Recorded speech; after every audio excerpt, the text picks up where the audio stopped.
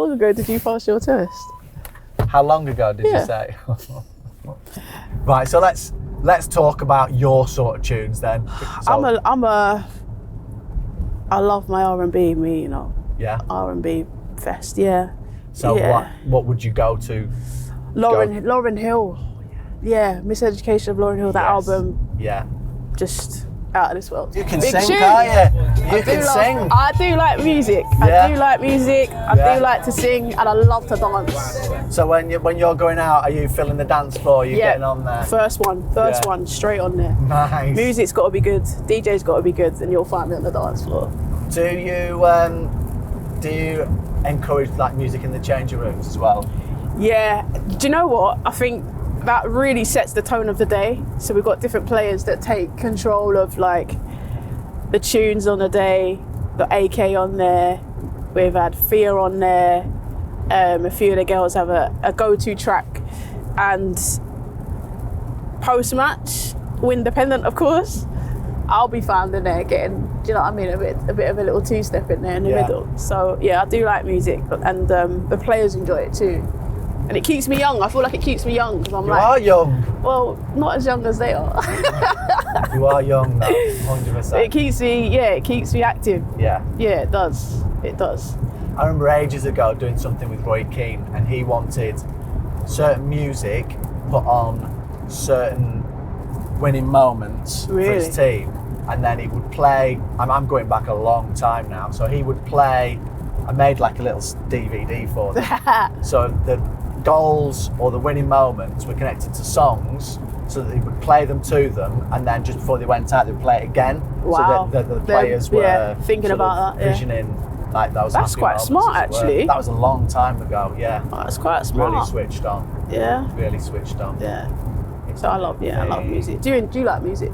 I love music. Yeah. I love music because I like how it takes me to somewhere else sometimes. Well, I grew up listening to my mum's record. I'm like I'm actually flicking through my mum's record collection. Yeah. So mine is like the Beatles, or sort of 60s Motown. Yeah, type love stuff. a bit of Motown. That's what I grew up to. Love Stevie Wonder. I've seen Stevie Wonder. Have you? Yeah. No way. Went to do something for the launch of Animal Kingdom at Disney when I worked for a radio station in the Northeast. So they invited me and the presenter to go and spend a week, like all expensive, but ruin Disney because I can't go back there anymore. Because I'd be like, everything was free last time I came. And where's Stevie Wonder? So by the first night they had something lined up, second night something lined up, third night it was one of the baseball stadiums. Yeah. And it was a concert. Yeah. So quite a lot. It was pretty much everywhere. I think there were about 3,500 to 4,000 journalists from around the world who had been invited. Yeah. So by the third night, all of them were jet lagged, and I'm thinking, I am missing nothing from this trip. But they didn't tell us who the artist was. So you went, like song artist. Ladies and gentlemen, please welcome. Bearing in mind there's probably less than 2,000 there now. Mr. Stevie Wonder. I went, oh my God, it's Stevie Wonder, Stevie Wonder. Wow. For like the first 20 minutes, maybe a bit longer, he's doing more of his new stuff. So people are drifting because they're tired.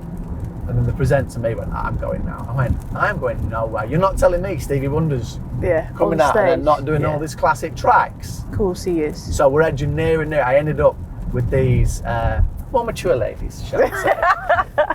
They were going, they were from Texas. So they're going, we'll take you under our wing. I don't know what accent that was. I'm so sorry. I'm so sorry to all our Texan fans. I know, I'm so sorry.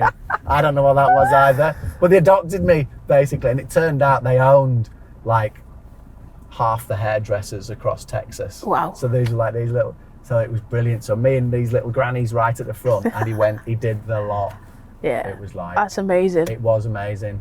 You've done some travelling, haven't you? Talking about Texas and everything. So where were you? You're obviously... You're not from round these parts. I'm just going to say down south is all I'm saying. A Big Smoke, yeah.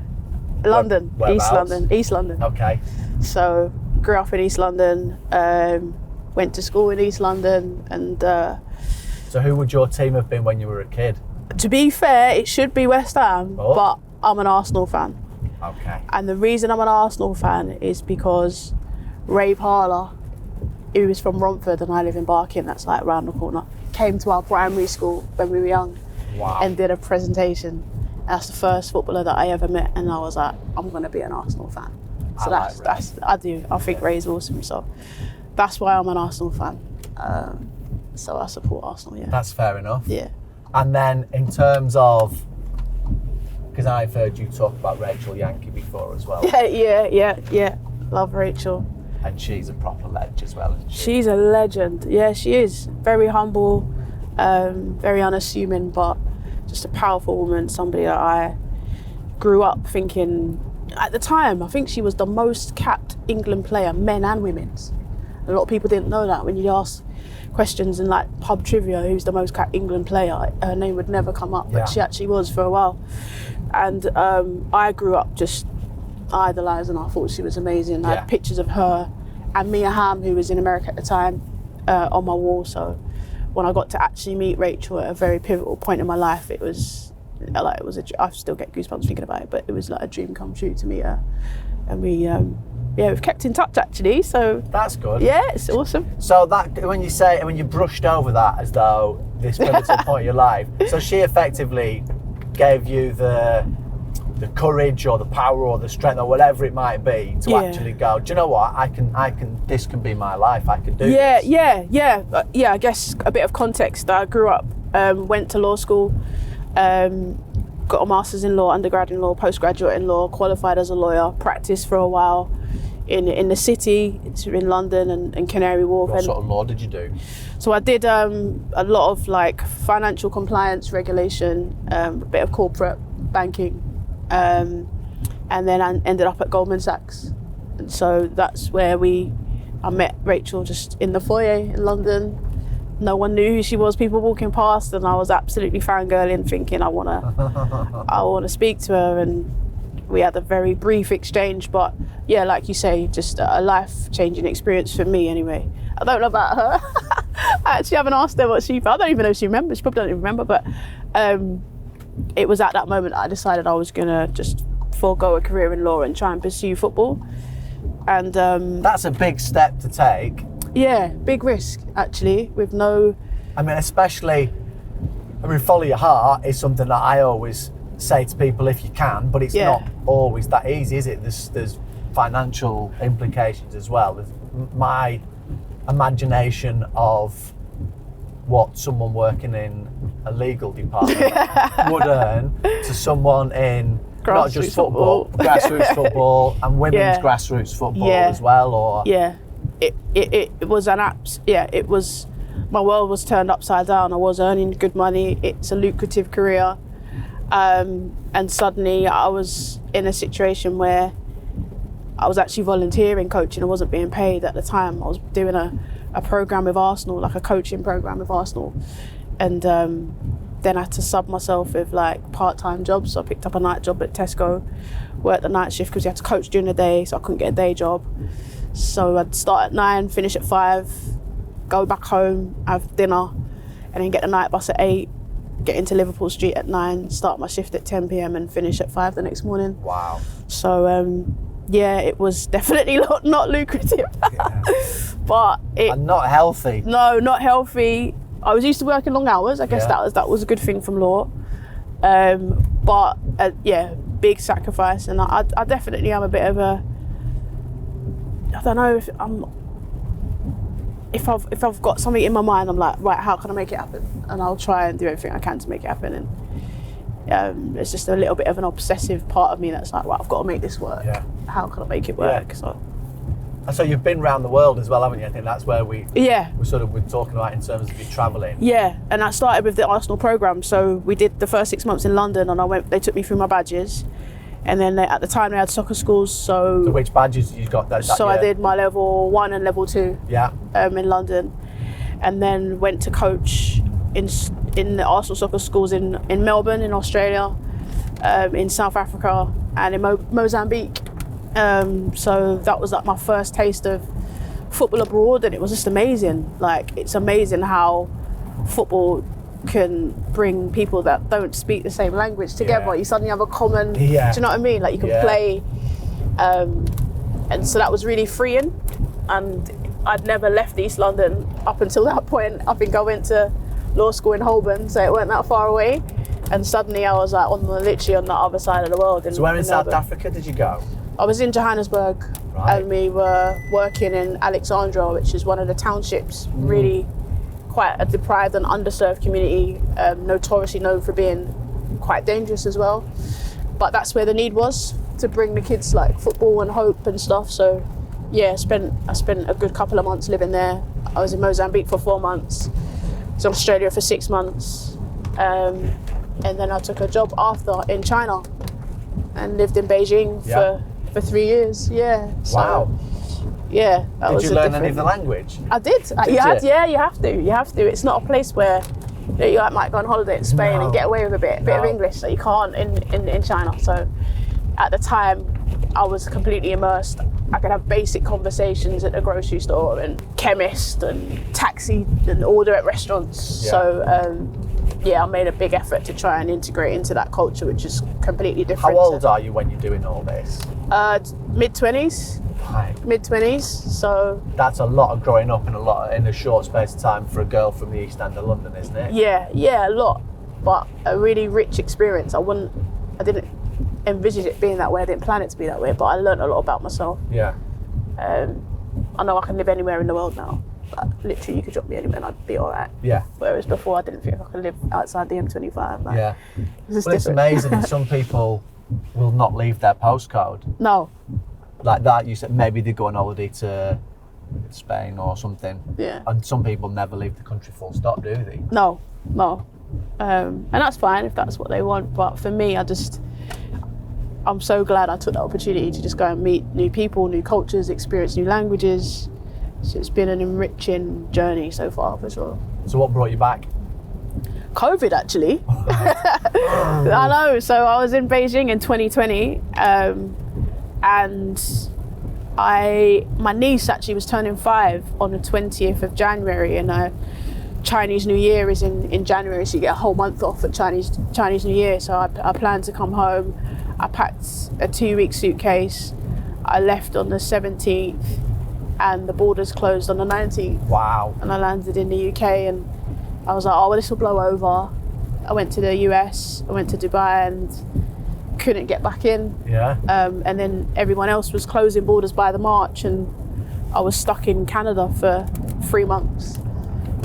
Canada had a big lockdown as well. Massive lockdown, yeah. So I was there for ages. So yeah. My friend's still there. My friend went over just before lockdown and was in Toronto, and he's still there now. Still there, really? Yeah, I mean, he's not locked down anymore. He just loves it that much. To the point where if he'd left, he couldn't have gone back, and his now wife, it was there as well. So he's still in Canada now. So that's a stroke of luck that you've got out of, not a luck, I suppose, fortune, we'll say. Yeah. That's happened for a reason, hasn't it? Yeah. So yeah, that's what got me out, and I haven't been back since. So have you got a room with all your stuff in somewhere in China? I had up until last year. I got it all back last year, and I'm like, I actually don't need any of this because it's been like 3 years since I've had to use it. So I had to get someone to pack me out of my apartment and ship all my stuff back to the UK. So have you got from Canada to here? From Canada to here? Yeah. How did I get it? Well, yeah, I mean, I'm not going to say on a plane. No, eventually the borders opened, so I had to wait for a flight, and I came back. So I think I left January. I got back to the UK in July. What have you come back to? What have you come back for? I just came back home because I couldn't go back to China. So my job had gone. So home, your parents? East London, yeah. Right. Back to my parents in East London, yeah. So I couldn't get back to my job in China. I'd been out of the country for 7 months. It was crazy, lockdown. So 2020, I'm like, wow, what am I going to do now? Because I haven't got a job. So yeah, just had to come back and go back to the drawing board. But I'd been volunteering for an NGO, a charity called Goals for Girls. It's an American charity, and they use football to inspire girls around different parts of the world. So I'd planned to move to the US, but because of lockdown, I was working remotely, and then I thought, well, actually it works remotely, and I don't need to relocate.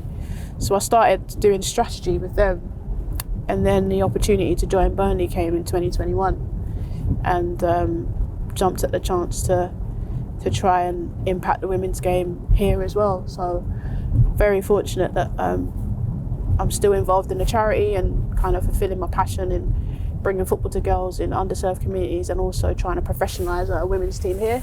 So it's the best of both, having the grassroots side and the professional side as well. So. And the team, the women's team, the has women's come team forward massively. But I know you've still got a long way that you want to take it yet still, haven't you? Yeah. I think it's important to recognise, for those that have been fans of the club for a while, and that those that were even at the club, we've got players that were at the club before the takeover, and they can speak to just phenomenal changes in the last 2 seasons since ALK have come in. And it's been brilliant, Crabbers. Like, it's been amazing to just put the women's team on the map. But yeah, I'm always pushing for more. That's just my nature. I know that there's more we can do, but I'm really proud of what the club have supported me and the team with at the moment, and currently sitting top of the league, unbeaten. It's good times, new players, new managers. So yeah, it's an exciting time to be at Burnley.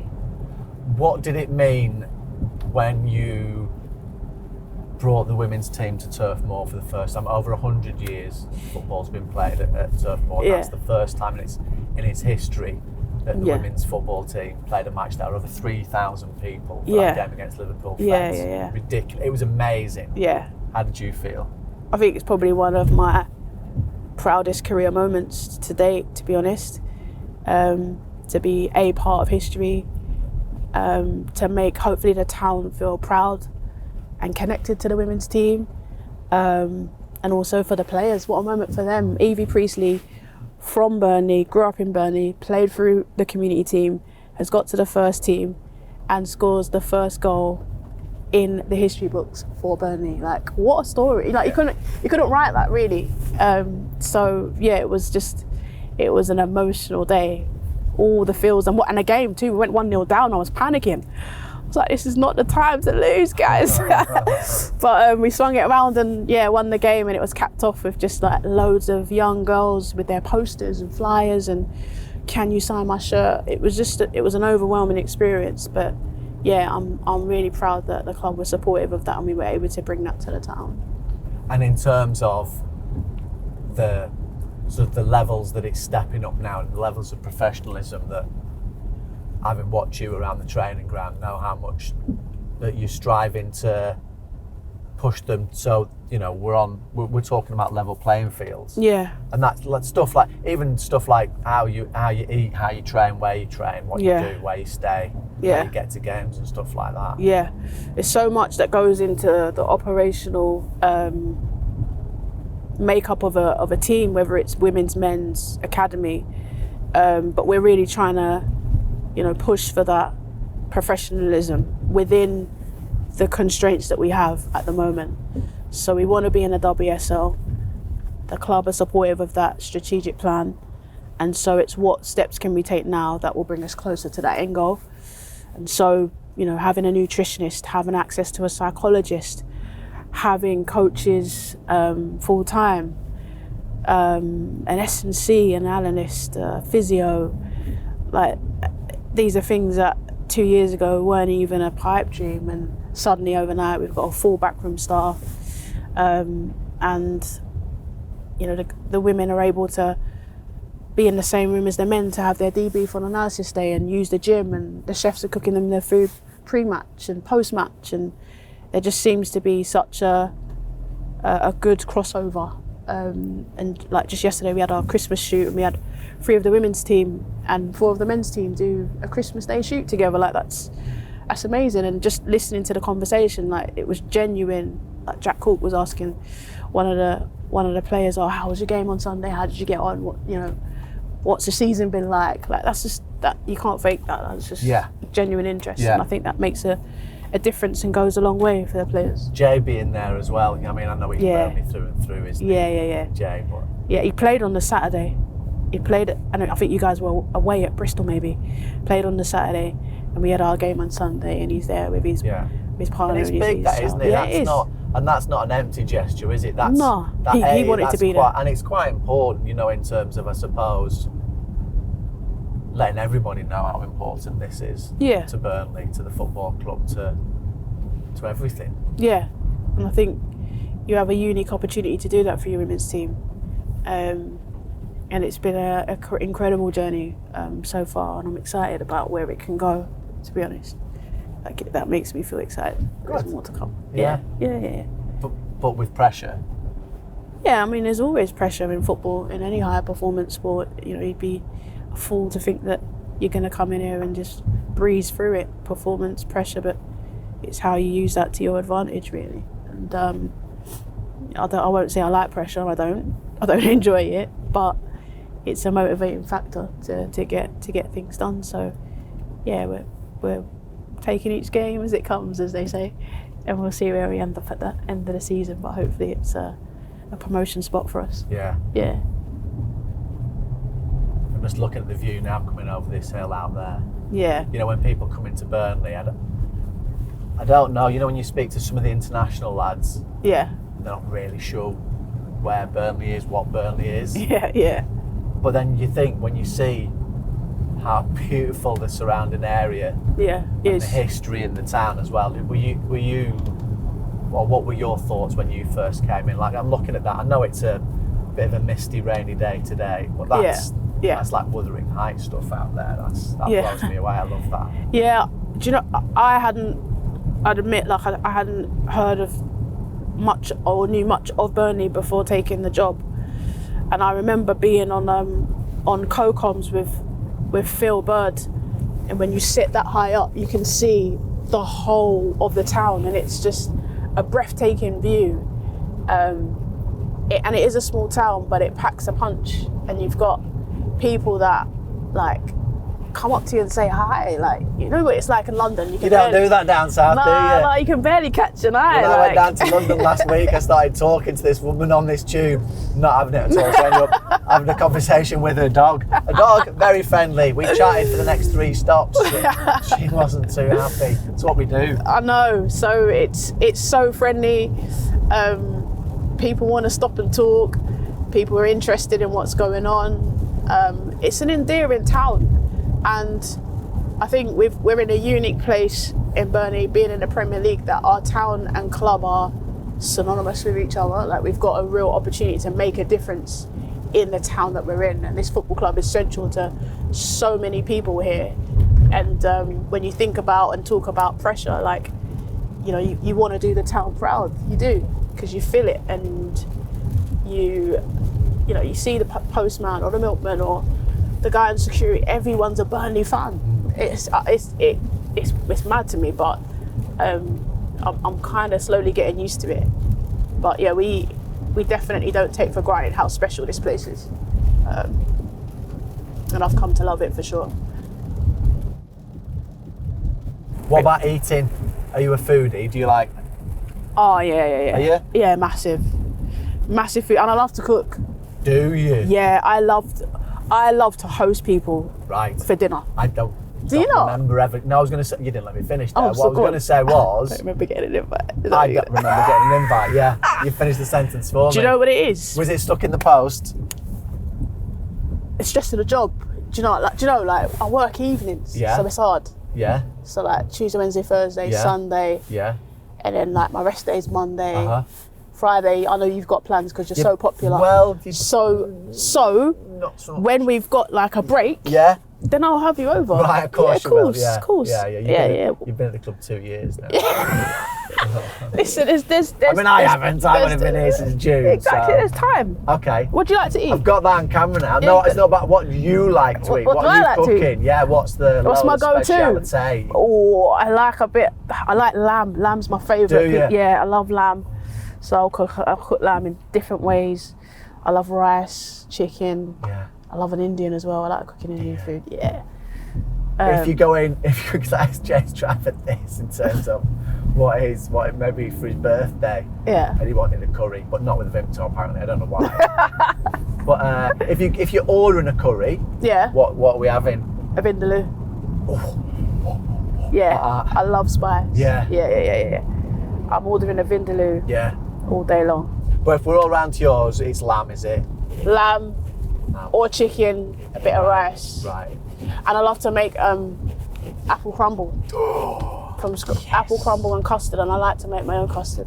Yes. Yeah. It's My great. Auntie Jean, who lives just a couple of miles in, Does she really? in that direction. Does she really? She does. No, she genuinely She does. does I it didn't just make that Oh, up. I was gonna say- I've not just made up an Auntie Jean. I was like, oof. She does. She All right. lives like a couple Hi, of miles Auntie in that. Hi, Jean. Auntie Jean. She'll not be there. Fish face. She'd call her Fish face. Jean Fish.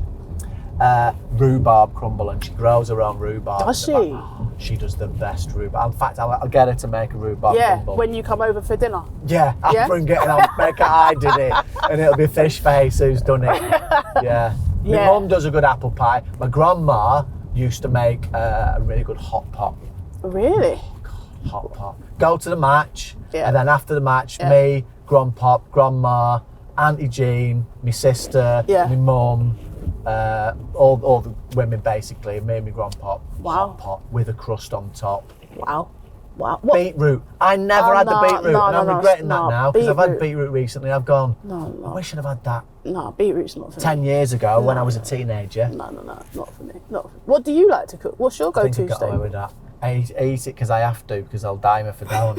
Which is, I know. But I do, I can appreciate nice food. Yeah. But I'm lazy around food. Oh yeah. I like baking. Okay. I think baking's quite therapeutic. Yeah, I'd agree with that. What I do can you? make cakes and buns and all sorts. You and never made but me a then cake. They never get eaten. You've never made me a cake. Right, I'm You've gonna you've not brought a cake into the office. No, I haven't made a cake for ages. Can we we fix moved that? house recently, and Right. it's Your oven's not working, or? no. Well, it's the people who, when they moved out, it's like an old Arga oven. I don't know how it's don't- always on.